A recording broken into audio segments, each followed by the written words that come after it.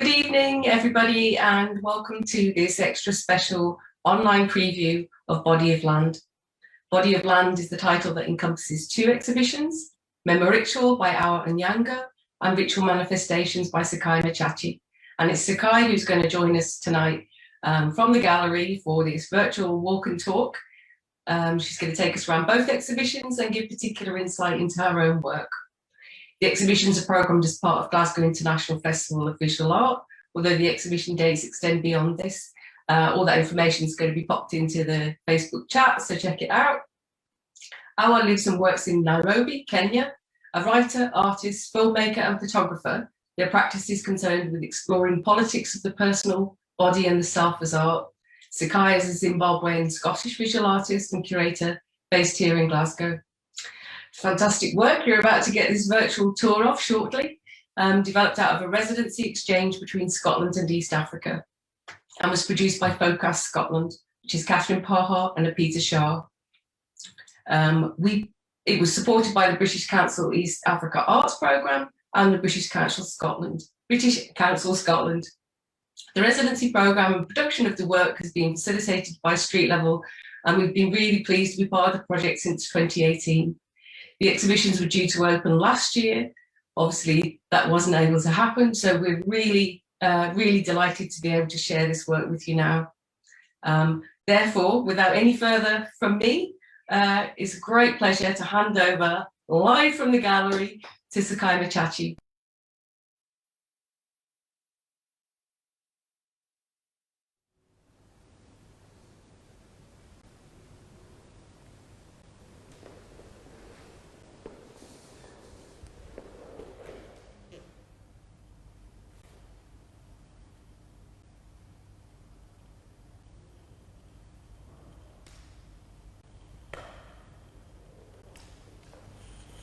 Hi, my name is Sekai Machache. Thank you so much for joining me tonight here at Street Level Photoworks. I'm going to be discussing my new project, Ritual Manifestations, which is part of the exhibition Body of Land.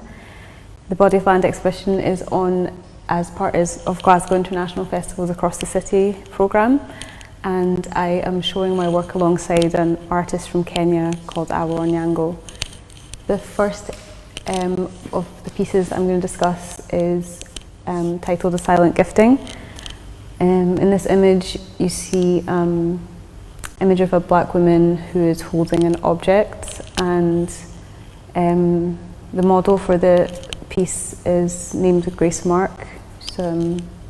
Someone who I've met through a collective called John Afro Collective, who I'll speak a wee bit more about later on tonight.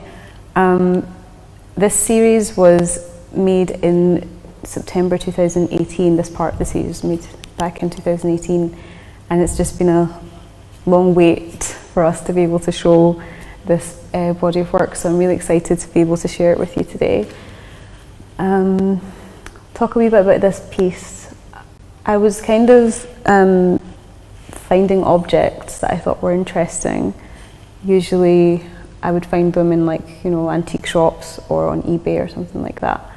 And they usually were representing ideas and concepts that I was working with, looking at mythology, spirituality, and ancestral sort of messages and ways of kind of communicating with those that have gone before. And I was also really interested in a colour scheme that has kind of come up a lot in my work. You might have seen that from the red curtain there, that there's a lot of red in this body of work, and the main colour scheme for this project was red, black and white, and there's a lot of significant reasons for that that will come up when I talk about some other aspects of the project. So I'm going to move on to the next set that's just a wee bit further down.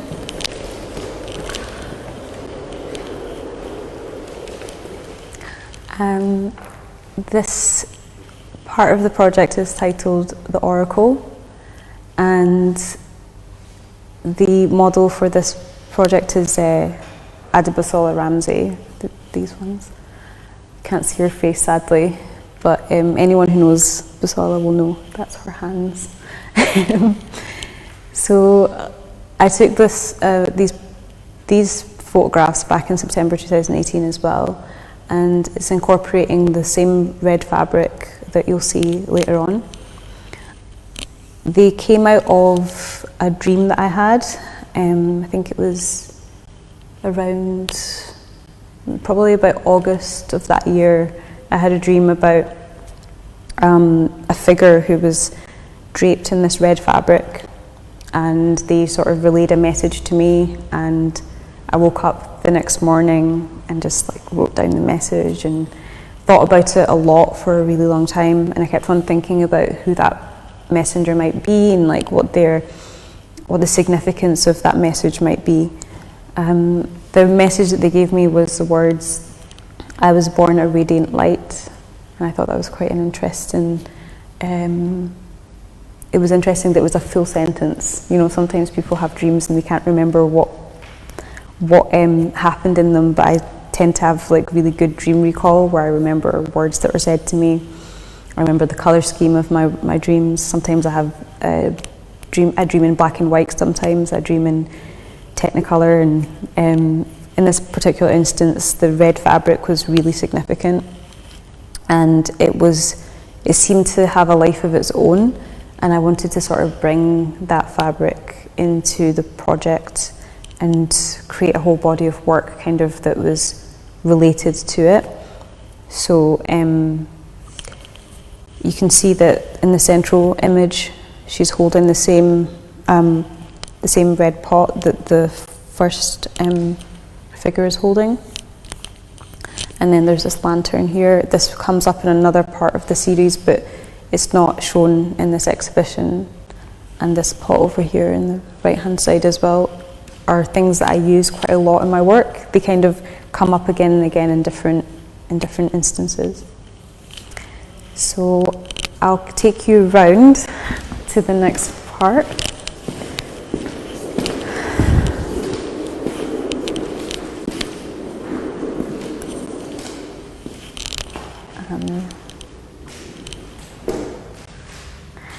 So this series of ink drawings were the first thing that I made for the Body of Land project. A huge significant part of the Body of Land project was actually a year-long residency that basically had me going to Kenya in May 2018, and then in September 2018 our came over to Glasgow and we did some work at street level. So when I was in Kenya in May, I stayed in Nairobi, and I went to an art collective called Kwana, and they have they have studio spaces for artists. Usually they're in these sort of what are they called? Yeah, like freight containers, like shipping containers. And I had my own little studio in one of the shipping containers. And it was like a really, really amazing month because I spent the whole time just drawing. And I haven't drawn in a really long time because I do a lot of photography and other digital work. So I used the opportunity while I was there to kind of just immerse myself in the process of making images without the camera. I was looking at literally everything from like the smallest, most minute things into the biggest, and I was kind of using marbling inks and then drawing back into it. And this has become a really significant aspect of my art practice. I kind of start off projects now with this. I currently have another exhibition at Glasgow International Festival at the House for an Art Lover Heritage Centre. And I basically have another series of these sort of drawings, but they're blue, because the whole project is based on the colour blue. Whereas this project, as you can see, brings through the black, white and red colour scheme again.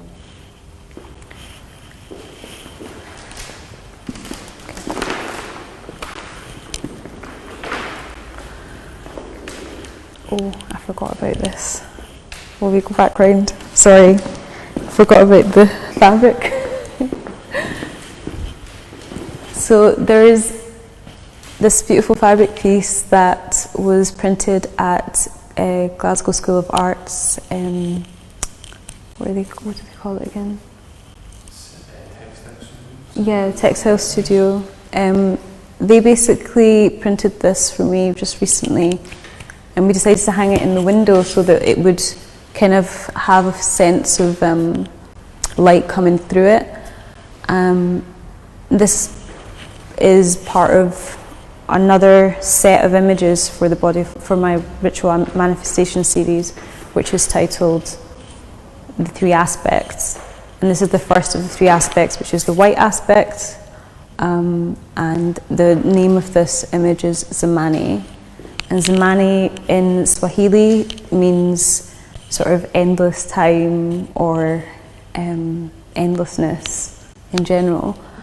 So the white aspect figure is sort of representative of a kind of aspect of the human body, mind, spirit that is really kind of eternal and everlasting, but also quite ghostly and haunting as well. So I really enjoyed the fact that this piece kind of represents that ghostly, haunting aspect of the spirit, where it doesn't have a body yet. Basically, it doesn't have a solid structure to it at this. So the second of the three aspects is the red aspect, and that is Mwea, and Mwea is a Vashona word which means breath. And in this sort of iteration, I'm kind of talking about the breath as being the life force that animates the body. And that's why there's so much movement in these images, because I'm kind of trying to interpret this idea of energy, basically. So you come from that Zamani state of not really being yet embodied, and then the breath kind of brings life into the body, and then the final of the three aspects is the black aspect, which is just a little bit along here.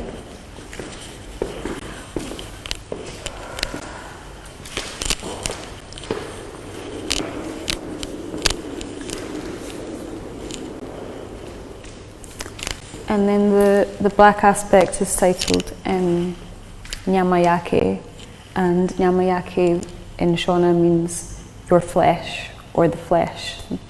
So I think I was just trying to represent these three aspects, the mind, the body, and the soul, basically, or the principles that sort of bring you into being. A lot of this came from conversations that I had with Awar over the course of the year-long cross-cultural residency that we had. And she's actually from the Luo people, and they have their sort of concept of the soul is based on these three different aspects. So that's where that sort of initially came from. But you find this in so many cultures around the world, so I felt it was quite a universally understood concept. And finally, there is the largest pieces of the show, which are the final set of A Silent Gifting. The same model again, Grace Mark, and this time she's holding the fabric that was worn by the oracle in the series across there. I think it's really nice that we were able to bring the curtain into the space as well, because it really corresponds so well with the fabric that she's holding. And to go back to my dream where this idea initially came from, it had this aspect of being both a person that was wearing the fabric, but also it was the space that I was inhabiting. So it was like I was inside this big red tent talking to this person who was also the fabric. So somehow these sort of things make sense inside a dream. I was trying to make sense of that and manifest that into reality. I think that's also why the title of the project is Ritual Manifestations as well, because this concept of like a ritual that can only happen once you've gathered all of the objects that you need to make the ritual happen, and the promptings of what objects to actually use for the ritual come from these messages that I receive in the dreams or in visions as well. So that's Ritual Manifestations, and I'm really happy to be able to finally show this work after such a long time of thinking and making, and so many conversations with Awar, so many conversations with Focus like Arpita and Catherine, and it's been really amazing working with Street Level as well. Malcolm and Aisha have been really supportive through the whole process, so I've been really lucky and really grateful for that. The final thing I want to talk about before we go into Awar's work is the braid that's holding up the curtain. So the last time I showed at Glasgow International Festival was in 2018, and I showed with the On Afro Collective. One of the people who's actually shown in my series, the Oracle series, Adibusola Ramsey, was also showing at the same exhibition. And this braid was one of the focal pieces of my project at Govan Hill Baths. And it was called Braiding Across a Pool. So I braided 22 metres of synthetic hair across a swimming pool at Govan Hill Baths. And then I was able to incorporate that piece into this project as well. So I'm quite happy with how that all worked out. So let's go next door and look at Awar's work now.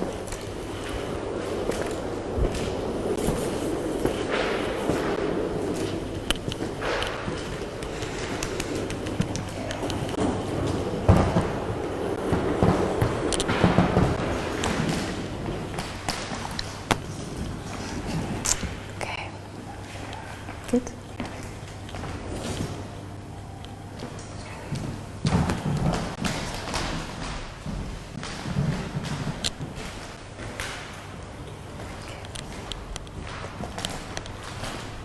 Okay, so it's really sad that Awar can't be here to discuss her own work. Thankfully, we're going to have a talk on the 19th of June where she'll be able to discuss it further, but I'll do my best at explaining what she was thinking through and who she was working with to create her series, Memo Rituals. So like I said, Awar and I met in 2018, and we met in Kenya when I originally, actually we met online first over Skype, and then I went to Kenya in May of 2018, and when I was there with her, we just kind of had a lot of conversations about lots of different things and had a lot of fun, really. And when she came to visit in came to visit in September to Glasgow to do the work, I'd been part of Yon Afro Collective for quite a significant amount of time at that point. So I thought it was a good idea to work with members of the collective and invited them to work with us and be models for the show. So people depicted in Awar's series, the majority of them were members of the Yon Afro Collective at the time. And this first image is of our dear friend CJ, who looks absolutely stunning in this image. And each one of the images is named after the person that is depicted in the image. Every one of the people that came in to actually be part of Awar's project had a significant impact on her work, because what her process was really about getting to know the person and working with them to create their series of work. She afterwards, after taking the photographs, Awar worked back into them and put symbols that related to African spirituality overlaid on each one. So there's a kind of the aspect of the image that was created with the person in the space through the conversations that they had, and then also afterwards, the work that she did afterwards to kind of turn it into something else, to kind of make it have its own kind of life as well. So the second image here is Monifa. I have known Monifa for a few years, but we've not really known each other very closely, but it's really amazing to see an image of someone that you recognise, and they're kind of immortalised in this really beautiful way. Every single one of these are just really stunning. Also, a really important thing is the fabric as well. Like, we're both kind of using fabric in our work, but our fabric is based on either patterns from Kenya or just general sort of African fabrics that she owns herself. So she brought them with her when she came to Glasgow to do the photos. These ones are of our good friend Nina, who looks absolutely stunning. Again, I'm going to say this about everyone, they all look amazing. And I think for this series, Nina was really, hers was representing images of the sun or ideas around light. So that's why there's all these sort of beautiful beams of gold around her head. The next one is Naomi and also Ima. These are two women who are also part of Yon Afro Collective, really dear friends of mine as well. And I can't speak too much about how these were made. All I can say is that I know from sort of being there and being around while Awa was working, that she had these really beautiful, intimate discussions with these women, and she even took recordings of them and everything like that. But it felt kind of that it was important for those conversations to stay between her and those and her sitters. So I think though that the kind of the relationship that she develops with them when she was taking the photos, you can feel that everyone's comfortable. You can feel that they're, you know, something of themselves is definitely coming through in the work.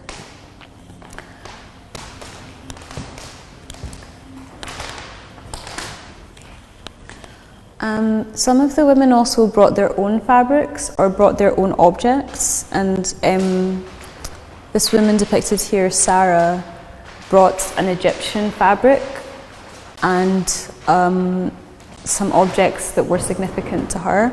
You can see her wearing the nazar on her head as well, which is significant to her culture. So I thought that was really nice as well, that people brought their own touches to the work as well.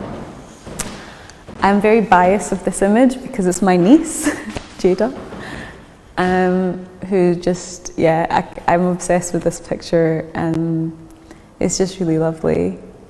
I think the fact that everyone came out of this, all the people that were involved in the project looked just so radiant and of themselves, like something of themselves definitely comes through.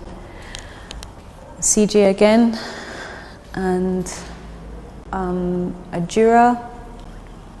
Adjura bravely got these pictures taken while she was pregnant with her beautiful daughter Tamar, and I just think these images are absolutely gorgeous as well. I don't know what else to say really, because it's like hard to discuss them on a conceptual level when it's not my work, but I do know that Awa has lots that she'd like to discuss, and you'll be able to find out more about where she was coming from and what the work was about on the 19th of June when we have our talk with her and Alberta Whittle as well. Did the people you know who you had photographed, had they spoke to you about their experience of working with Awa and being photographed and their reaction to seeing the final images? Yeah, I've not had their reactions yet about seeing the final images. Some of them have seen them before the exhibition, obviously, came to be like this in a live setting, because obviously we've had opportunities to show the work to them before. But they've all spoke highly of Awa and the experience that they all had. So yeah, I'm really, like, I think that it carries through into the images as well. And the final one is of Naboo here, and I think she just looks so peaceful and so radiant in this picture. So yeah, I think that, like I said, everyone just felt comfortable enough to just allow something of themselves to come through. And the final thing is the fabric that she's displaying on the wall here as well, which I think is really beautiful. It was obviously chosen to kind of fit with the colour scheme of the rest of the project, and it was printed somewhere here. I'm not sure where, whether it was GSA or somewhere else, but it was printed in the UK. And yeah, I really love this fabric and may have to steal it for a dress or something after the exhibition's finished. But yeah, so that's the whole exhibition of both my work, which is Ritual Manifestations, and Awa Onyango, which is Memo Rituals. Thank you for persevering with me while I try to speak clearly about this work. It's been 2 years of us kind of waiting for this moment, so it's really beautiful to be able to finally share the work with everyone in person. Thank you. Bye.